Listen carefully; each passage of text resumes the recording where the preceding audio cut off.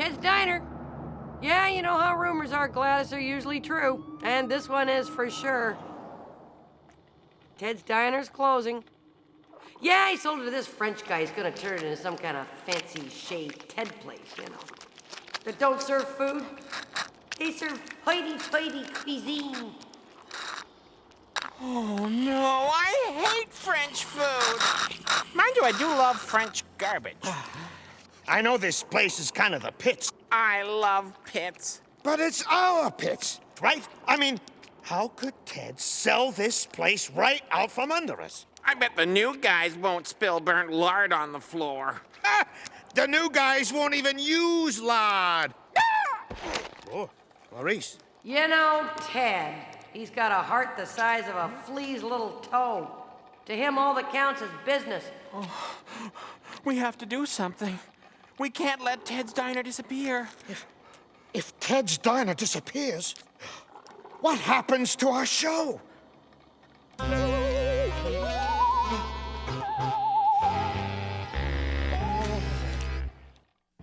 This is a true story. It happened to a friend of mine. His name was Lorenzo, and he's dead. And he looks grand. I did him up personally. You see, Lorenzo had been a famous movie star when he was young, but alas, the only one who remembered he was in the cemetery mausoleum was his friend Basil, the old man who sat out front selling flowers from a little stand. One day, on the anniversary of Lorenzo's death, a mysterious woman dressed in black climbed up the hill to the cemetery and placed a single long-stemmed rose on Lorenzo's mausoleum step. A young photographer was in the cemetery at the time. He snapped some shots, and when he was about to leave, he realized that the old woman was gone. He ran to the gate of the cemetery, but the only one there was Basil. The photographer sold the picture to the local newspaper. The next day, 1,000 people showed up to see if the mysterious lady in black would come back. But nobody was there except Basil, who was pleased to sell out all his flowers for $1 apiece. A year passed. The photographer was now working at the local television station, and realizing it was the anniversary of Lorenzo's death, he brought a film crew to the cemetery. As expected, a mysterious woman dressed in black appeared and hovered near Lorenzo's mausoleum. She placed a single red rose on the steps. The photographer tried to interview the mysterious woman, but she was gone, disappeared. And when he ran to the gate of the cemetery, old Basil was sitting there reading a racing form. That night, the story was all over television. And the next day, 10,000 people showed up at the cemetery to see the mysterious woman and pay their respects to Lorenzo. And everybody was able to buy a flower from Basil at $2 each. Another year went by. The night before the anniversary of Lorenzo's death, the photographer sneaked into the cemetery and waited. Just as dawn was breaking, the mysterious woman in black returned and left a single red rose. At the gate, a vast number of people waited to buy roses from Basil, this year at $3 each. Poor Basil was so busy, the photographer decided to help. As things became more hectic, the photographer dropped some change behind the counter and noticed something. Basil was wearing women's black shoes, and on the shelf tucked away in back was a woman's dress, black, and a hat, veil, and sunglasses. The photographer said, "The woman in black?" Basil smiled. The photographer, desperate for the truth, swore he would tell no one. So Basil walked him to Lorenzo's mausoleum, where he opened the door. Inside was Lorenzo, and he sat up there in the crypt. Basil counted off half the money he made that day and handed it to Lorenzo. Then he turned to the photographer to explain. He gets half because it was his idea. This is a true story. It happened to a friend of mine, but he's dead. And now so is his friend, old Basil. whom I did up equally well. And the photographer makes $40,000 one day a year dressing up like a lady and selling flowers.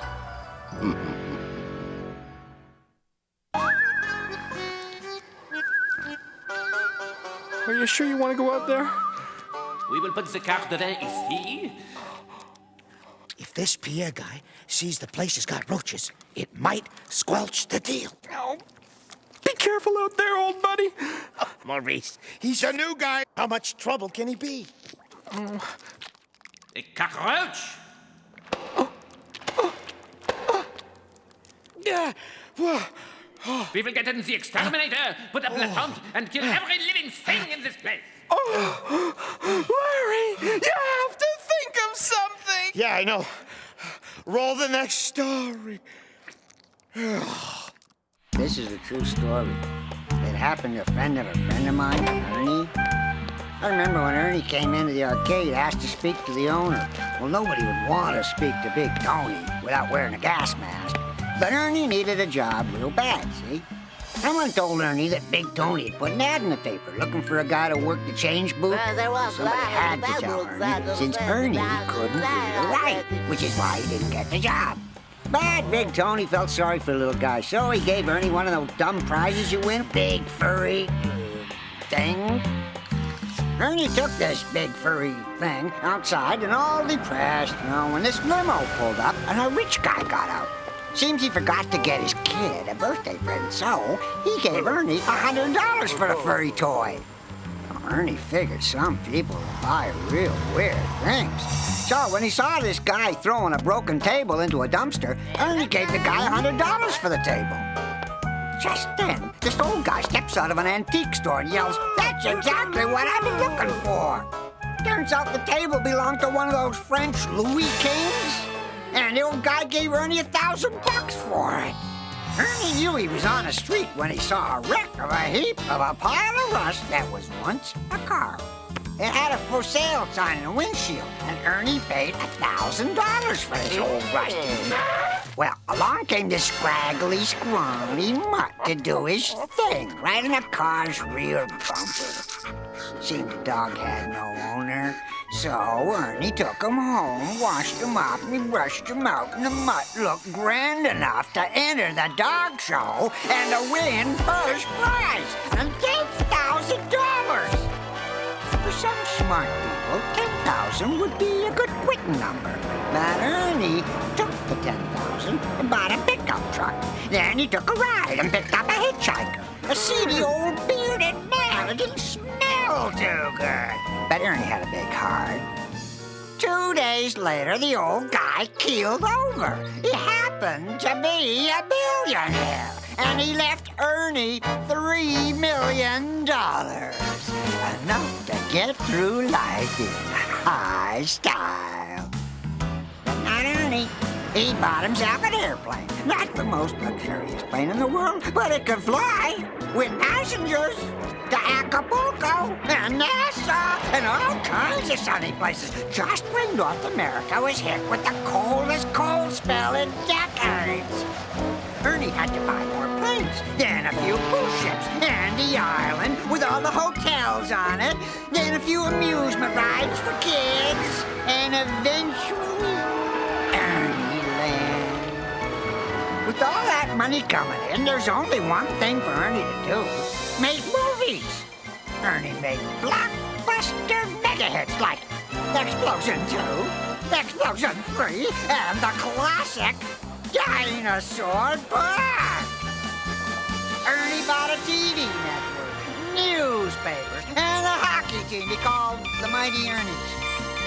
And on his 30th birthday, Ernie was interviewed for a magazine cover article. The reporter asked where he was born, what his dad did, what school he went to. Ernie admitted he'd never learned to read or write. The reporter said, "Oh, imagine what you would have become if you could read or write." Ernie replied, "A bookkeeper in a video arcade." This was a true story. It happened to a friend of mine. And today, Ernie is finally learning to read, so we can take a newspaper into the bathroom, just like the rest of us. You know something, Maurice? No, This ain't no good at all. no. I worked my whole life to get this show on the air, and then along comes some guy who can't even talk English good. Oh, not like you, Larry. You talk English the goodest. You know what? We gotta come up with a plan to save this joint. Oh, but what can we do? We're just a cockroach and a maggot. What are you talking about? You and me, we're a pair. We go together. We do? Well, yeah. We're pals, we're buddies, we're friends to the end. We're the picture of a mixture that is the perfect blend. Like meat and potatoes. Cheese and tomatoes. Like sunshine and flowers. What's yours Is mine, is it's ours. Like satin and silk. Cookies and milk. Like rock is to roll. James Brown is to soul. Like peaches and cream. Freud in his dream. I'm fat, he's skinny. I'm an outie. I'm an innie. We're pals, we're buddies, we're friends to the end. We're a picture of a mixture that is...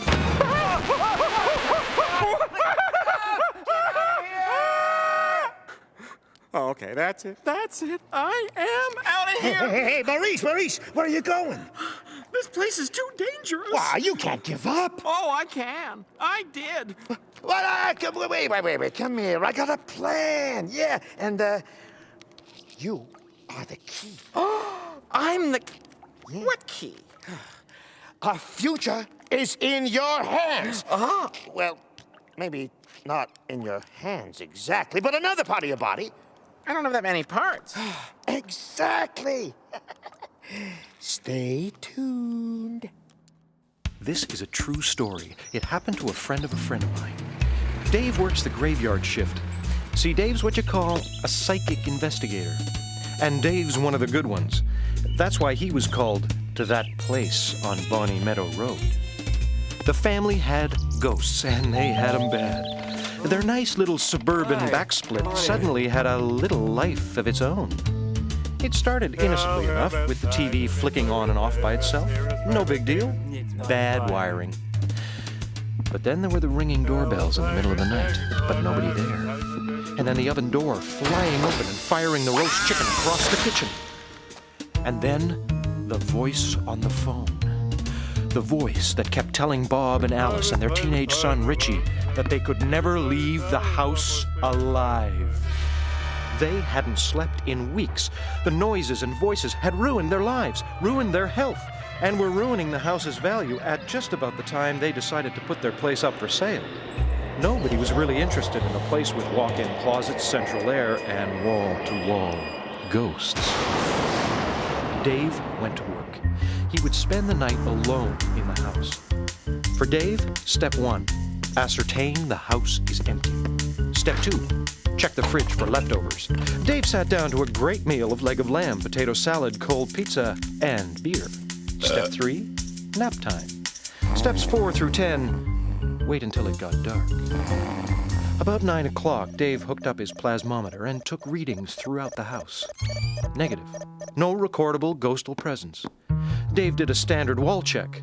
No discernible space-time warps. So Dave set some spectrum analysis codes on his apparition apparatus and settled in to watch the bowl game. 11:08 p.m. The TV began to change channels randomly.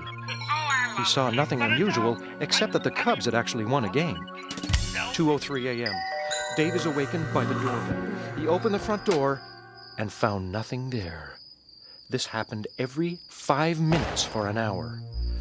Once Dave came across something of note. At 2:48 a.m., his pizza arrived, but the anchovies were missing. 3:15 a.m. During a phone call to his office to check messages, Dave felt another life force on the line.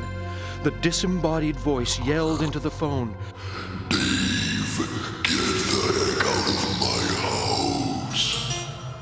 4:52 a.m. On his way to the bathroom, Dave passed a family picture in the hallway. Red liquid poured from the necks and hearts of a smiling Bob and Alice and Richie. 7:16 a.m. An exhausted Dave stumbled into the kitchen to make some breakfast. The toaster shot charred blackened toast into his forehead. At 8 a.m., Bob and Alice showed up. Dave led them to the basement, to a tiny door covered with cobwebs hidden behind the furnace. Dave kicked open the door to reveal Richie with an extension phone, the TV remote control, and the house's electrical control panel open and rewired. "There," said Dave, "is your ghost." Sob, sob, anger, anger, as Richie explained how he didn't want to move and sabotage the house so they could stay in the neighborhood. As Dave was leaving the house, he told Richie he'd done a pretty good job for an amateur, especially the bleeding picture. That's the mark of a real haunted house. "What bleeding picture?" asked Richie. This is a true story. Happened to a friend of mine, Dave, who used to be one of the great psychic investigators. Although now, for some reason, he prefers to sell real estate. Okay, buddy. Do your thing. You really think this is gonna work? Hey, Maurice, are you kidding me? You are the prince of obnoxious odors, the count of stinky smells, the king of suffocating stenches. True. Now get up there and let her rip.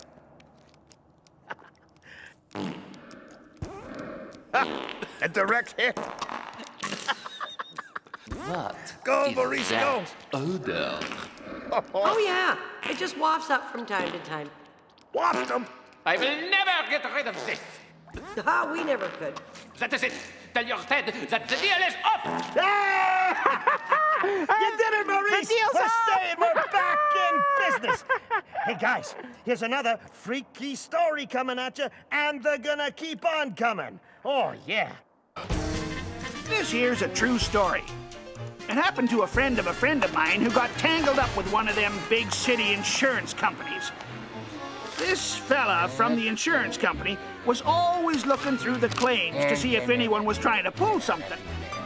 Well, one day he finds this old dirt farmer who had made an awful big claim. Seemed to have worse luck than a Bombay steak salesman. You know, fires, tornadoes, what have you. This insurance fella decides to drive on out to this farm and see what's what. Well, sure enough, the place is in real rough shape. He goes up to where the farmhouse used to be, and it's just a big pile of lumber, looking like it was pulled apart by some big wind. He looks around for the barn, but it's just mainly charred stumps and nothing but some makeshift shelters for the animals. All except the pig, who had this real purty, brand new sty. I tell you, that pig lived better than Ivana Trump. And that pig was in a beautiful, brand new electric wheelchair, which he needed, what with not having no hind legs or nothing. Which got that insurance fella thinking that maybe he had this farmer dead to rights. So he says, "Why don't you confess what's going on here with you and this pig?" The farmer kinda rears up and says, "Virgil ain't no dirty old pig. That pig is the smartest, the bravest, the most wonderful pig in the whole wide world." And he tells him how one night his whole family woke up to hear this pig grunting out in the yard.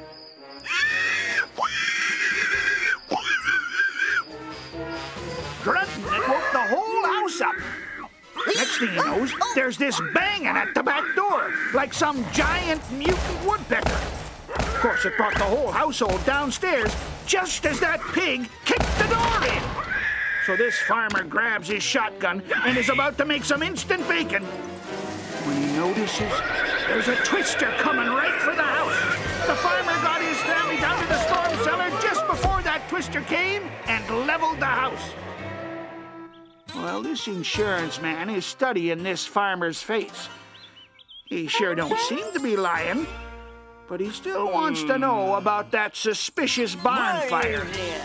Seems the old Guernsey kicked a lantern over, and that old barn lit up faster than a parson's nose on a Saturday night.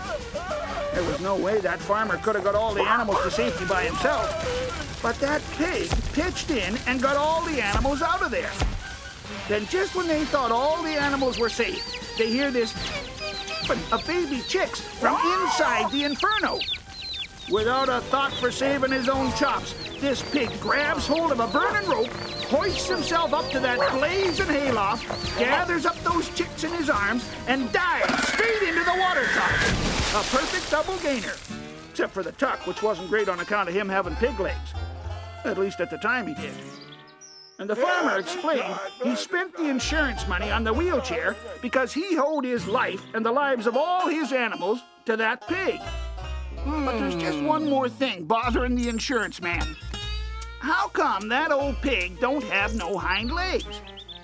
And that dirt farmer just looks this insurance guy right in the eye, very serious like, and he says, "A pig that good, you don't eat all at once." That's a true story. Happened to a friend of mine. And you can only hope your next meal can do as much for you.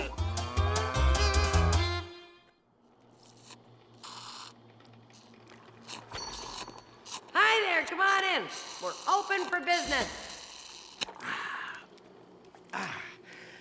Ah, yes. Once again, all is right with the world.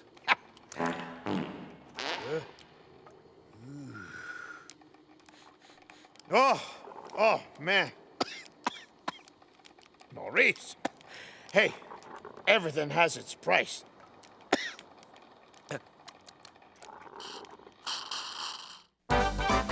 We're pals, we're buddies, we're friends to the end. We're the picture of a mixture that is the perfect blend.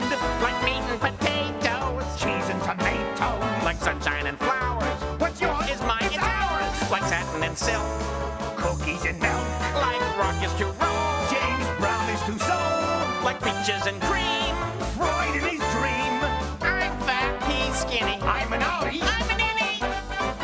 We're pals, we're buddies, we're friends to the end. We're the picture of a mixture that is the perfect blend.